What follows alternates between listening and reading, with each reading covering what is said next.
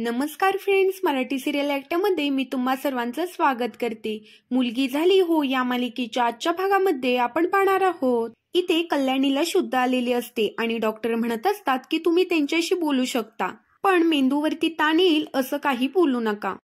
शौनक डॉक्टरांना म्हणू लागतो ठीक आहे डॉक्टर, थँक्यू, आणि डॉक्टर तिथून निघून जातात। तर इकडे आता शौनक हा कल्याणीची खॉट वर करतो आणि तिला पाणी देतो। तर इकडे आता कल्याणी ही पाणी पित असते, पण तिच्या मनामध्ये फक्त आता साजिरी आणि गोजिरीचाच विचार येत असतो। आता ती शौनकला विचारत असते, साजिरी आणि गोजिरी कुठे आहेत? मला त्या दोघींना सुद्धा बघायचं आहे। मला साजिरीची सुद्धा माफी मागायची आहे आणि मला माझ्या चुका सगळ्या कळलेल्या आहेत, अशी ती शौनकला म्हणत असते। हे सगळे ऐकल्यावर शौनक हा तिच्याकडे बघतच राहतो। त्यावर कल्याणी म्हणत असते, मी तिच्याशी खूप चुकीची वागलेली आहे। तू अगदी बरोबर बोलत होतास की तिच्यासारखी मुलगी तुला शोधूनही सापडणार नाही। केदार काका त्यावर म्हणत असतात की तुला जे बोलायचं आहे ते नंतर बोल। कल्याणी त्यावर म्हणत असते की नाही, मला थांबवू नका। कल्याणी त्यावर म्हणू लागते, मी किती त्रास दिला ना साजिरीला, पण ती मुलगी मला काही सुद्धा बोलली नाही। किती निर्मळ मनाची आहे ना ती, मी तिला किती त्रास दिला तरीही ती मला काहीच बोलली नाही।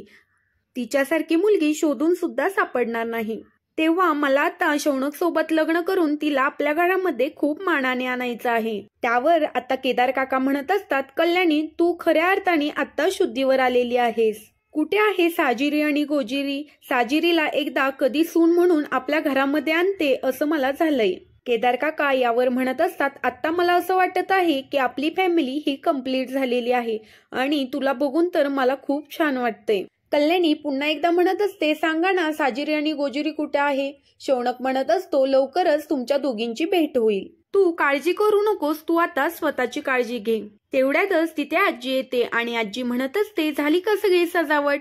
आणि उमा काकूंना आता आरतीचं ताट करून आणायला सांगते आणि तिथे ठेवायला सांगते, म्हणजे साजिरी आल्यावर आपली घाई व्हायला नको ना, म्हणून ती ताट आणायला सांगते। तर इकडे आता भूषण आणि रोहन कधी पण साजिरीला घेऊन घरी येतील असं आजीही उमाला सांगते आणि देवाचा आभार मानत असते।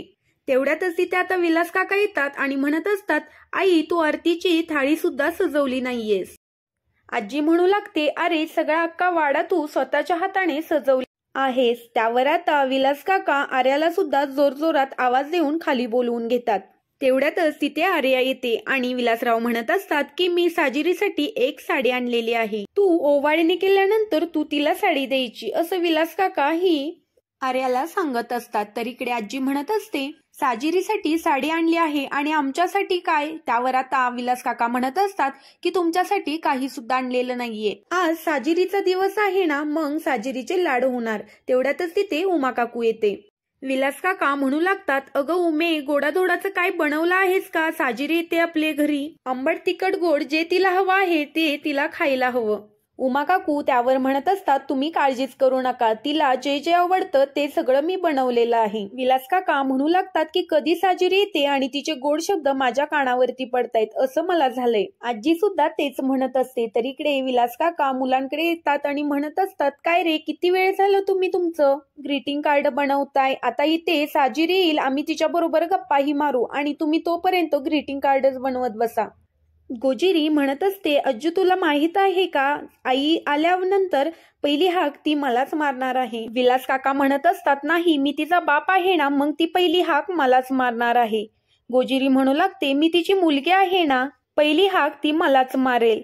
आता विलास काका म्हणत असतात, ठीक आहे, मी तुझ्या बरोबर चॅलेंज लावतो, पहिली हाक ती मलाच मारणार, बघच तू। तर इकडे आता कल्याणी ही घरी आलेली असती, डॉक्टरांनी तिला डिस्चार्ज दिलेला असतो।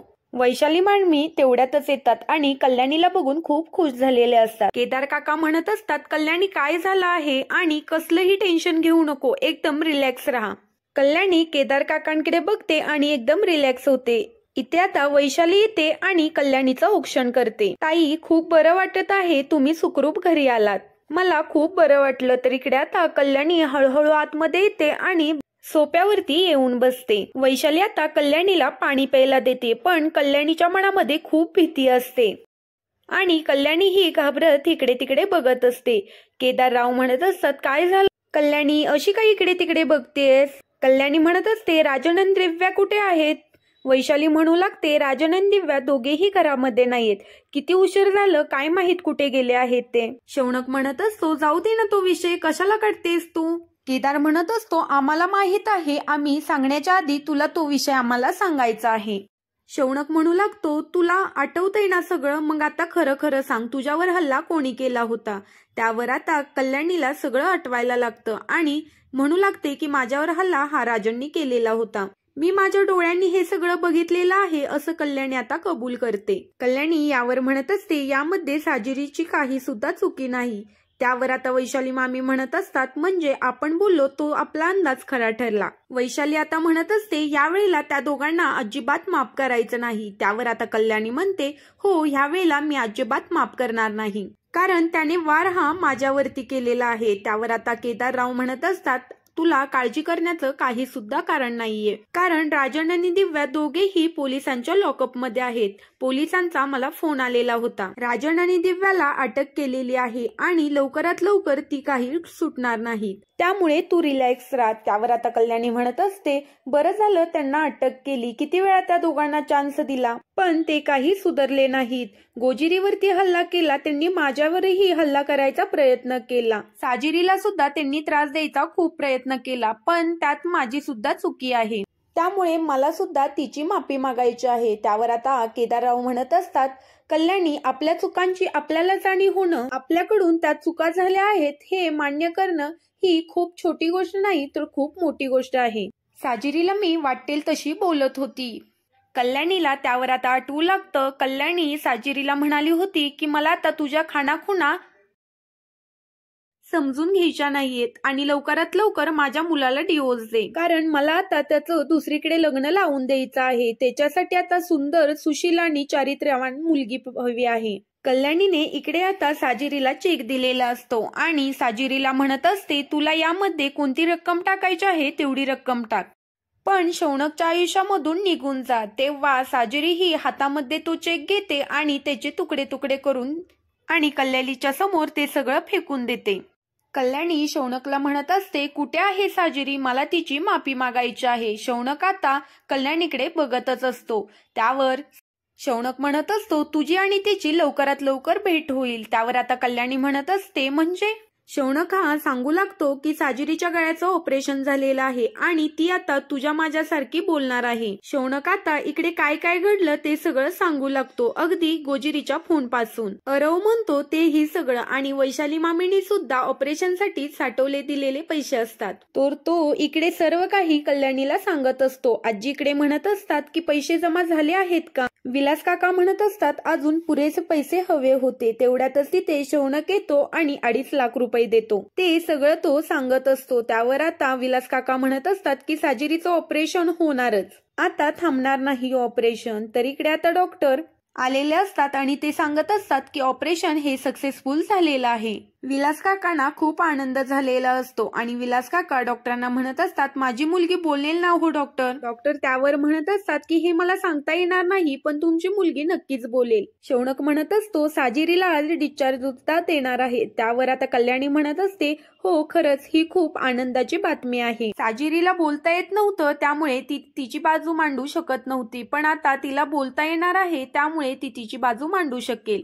कोर्टामध्ये ती आता साक्ष सुद्धा देऊ शकते आणि इकडे घरामध्ये सगळं वातावरण खूप आनंदात झालेलं असतं. कल्याणी शौनकला म्हणत असते, शौनक लवकरात लवकर जा आणि माझ्या सुनेला आणि नातीला लवकरात लवकर या घरामध्ये घेऊन ये. आता कल्याणीलाही आठवत असतं, गोजिरीच्या डोक्याला तेल लावत असते त्यावेळेला गोजिरी म्हणाले असते की तुम्ही सुपर आजी आहात. इकडे कल्याणीला फारच आनंद झालेला असतो. तर इकडे कल्याणीचे पाय दुखत असतात आणि साजिरी ही आपल्या हाताने तिच्या पायांना तेल लावून देते. हे सगळं कल्याणीला आठवत असतं आणि ती खूप खुश झालेली असते. तर पुढील भागामध्ये आपण पाहणार आहोत, इकडे रोहन आणि भूषण साजिरीला घेऊन आलेले असतात. तेव्हा विलास काका म्हणत असतात की इतक्या वर्षाचं पाप माझं आता धुतलं जाणार आहे.